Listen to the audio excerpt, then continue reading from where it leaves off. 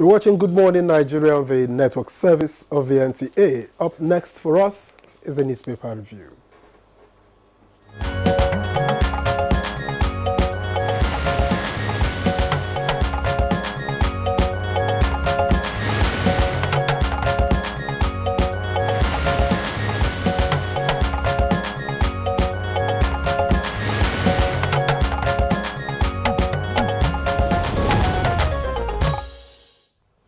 All right, we've got Chukudi Abuja with us this morning. Good morning, Chukudi. Good to have you.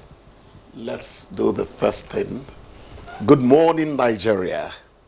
Good morning, Nyere. Good morning, Victor. Good morning. In Chooks spite of the situation, I'm alive and kicking. If you like, call me Chooks the Methuselah. It doesn't change anything. That's something to cheer. Yeah, Ray? All right, taking a look at the stories on the front pages of the newspapers this morning. We'll begin with the Nigerian pilots. And we have here the lead story, 5.8 billion naira tax invasion, Glo, MTN, Airtel, masts sealed. Riders, Kaduna IRS sales, Glo, MTN, Airtel mast over 5.8 billion naira tax evasion. That the State Urban Planning and Development Agency established such tax liabilities, says action in line with powers vested on it by Section 104 of Personal Income Tax Act, insists on enforcing compliance among companies failing to meet their tax obligations. You want to find out what's going on? We have details right here on the Nigerian pilot. Away from that, we have Bayelsa calls for EU support against environmental terrorism in Niger Delta. This one is coming from Edwin Clark, and it reads, Yahaya Bello's era marred by corruption, fraud, killings. Okay, page 4 would guide you on that. Below that, in the red strip, military admits making mistake in Tundubiri bombing. Details on page 7. Tudumbiri bombing. And below that headline, we have Naira abuse, EFCC, Cubana chief priest to settle out of court, actor arrested for abduction, defilement of 14-year-old girl. And then this one is coming from Edo State, how we will fund 70,000 Naira new minimum wage for Edo workers, credited to Obaseki.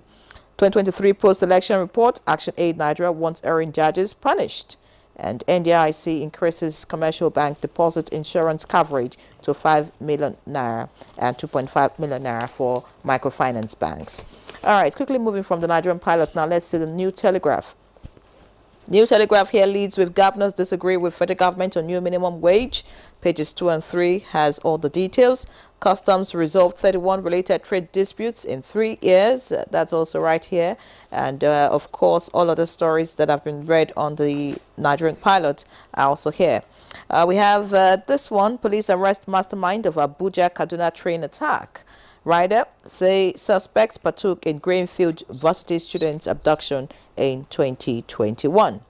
All right, so that's the much I can take from the New Telegraph. Victor. All right, the leadership is also here, and it leads with the headline, 2 years after, police arrest mastermind of Kaduna train attack with 2 riders. Troops, police kill 715 terrorists, arrest 280, rescue 623 hostages. 2 for court-martial over Tudumbiri error bombing. Okay, and you could see that, you can see the picture story down there. And beside that picture story, governors weigh ability to pay new minimum wage. For details, you can find that in the leadership newspaper. Apart from the stories that have been taken, the Cubana chief priest, EFCC opting for plea bargain. Lagos GDP hits 41 trillion naira, ranks 7th in Africa. That's something to cheer. Find it on page 21. 2024 Hajj, we've made progress in visa processing. That's according to NACON. Page 10. Chukwudi. Yeah, Victor, 2 years on, police arrest mastermind of Kaduna train attack. Firstly, the arrest is a major deterrence to those who think that impunity is having a free-for-all in Nigeria. The beautiful thing about police work is that when a case is not resolved, don't think the file has been closed. They are patiently investigating, plotting ways of bringing the culprit to book. So, as we earlier said, 2 years on, Ibrahim Abdullahi, aka Monday, is being told exactly this. There's not much to say other than kudos to the security men for telling criminals, well, he's a suspect at this point, for telling the suspect that you don't get away with certain things in this country. It's a major, major achievement for crime fighting. That's what I think. Then the army they are reining to court-martialing to over to Dunbiri era bombing. Now, this is an issue which has caused a lot of sensitive reactions and all that. I mean, the number of people killed it simply was mind-blowing. But then they say that to err is human.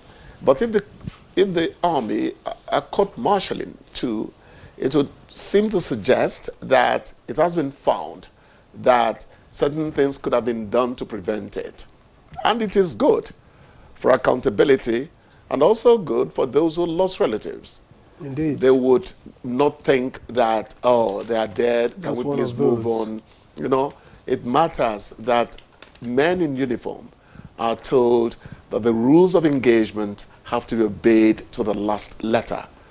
What we pray is that there will be fairness in handling the matter. But at the end of the day, we still say, may God comfort those who lost relatives, friends, you know, in that incident. Now, governors are saying that states will pay only a sustainable minimum wage.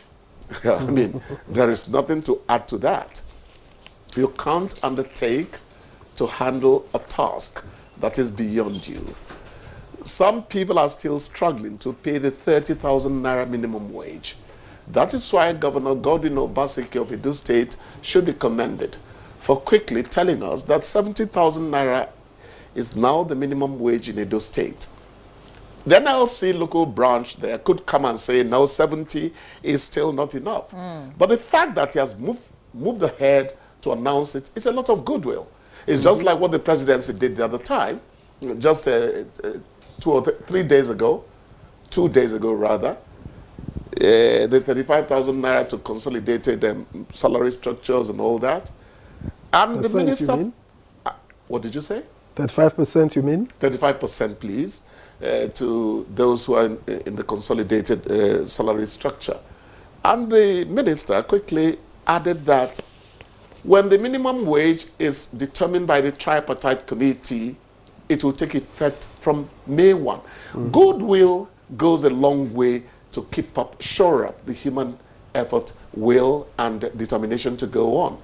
And I keep on talking about communication. The current administration seems to be making good use of communication. When you're talked to aptly, promptly, and correctly, you'll find out you're ready to troop behind your leader and say, let's lead us, in spite of the circumstance, you know, or circumstances. There's one that is not very healthy for breathing. It goes like this: FG recommits to ending open defecation by 2025. And you ask yourself, why would anybody defecate openly in 2024? But Because there are no Because toilets. there are no There are no toilets. facilities. don't rush to because there are no toilets. I can Those tell are you the that I issues. see open defecation close to toilets that charge 20 naira. How It many still people can happens. afford 20 The naira? nyanya, No, the No, 20 no, naira no, no. today. My dear sister, 20 there are naira today or certain 10 things you years make ago. a sacrifice to get done. Are you sure it's 20 naira, by the way? Well, the last time I used it, it was 20 naira. How many years ago? Later, it moved to 30. That's some 10 You years see, ago. you're bringing up a matter. It should never go beyond 30 naira for affordability's sake. I just I'm not overheard sure. my director say it's about 100 naira now. So, I'm not so sure. I That's mean, expensive shit.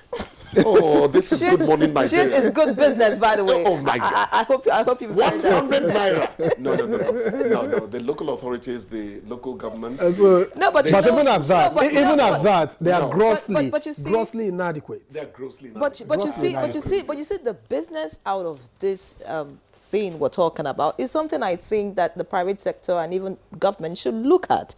By now, we shouldn't be talking about open defecation because We again, there's so shouldn't. much money to be made from it. And again, these are resources, or if you like, the waste are things that we could also use, in other sectors. So I mean, it's something that has been overflogged over the years, and then there's always a target. And I just hope we don't get to 2025 next 2025 year. and then they now say, oh, 2030 will end open defecation, having And to then we keep shift it shifting the goalposts. It doesn't make sense. So- It's like the warning we put out when sachet water went to 500, but it's gone down to about 350 now. Because what it meant is that stomach ache, what do we call it in biology, something... I wish I know. Okay, it's okay. We'll remember some other time. It's a long word.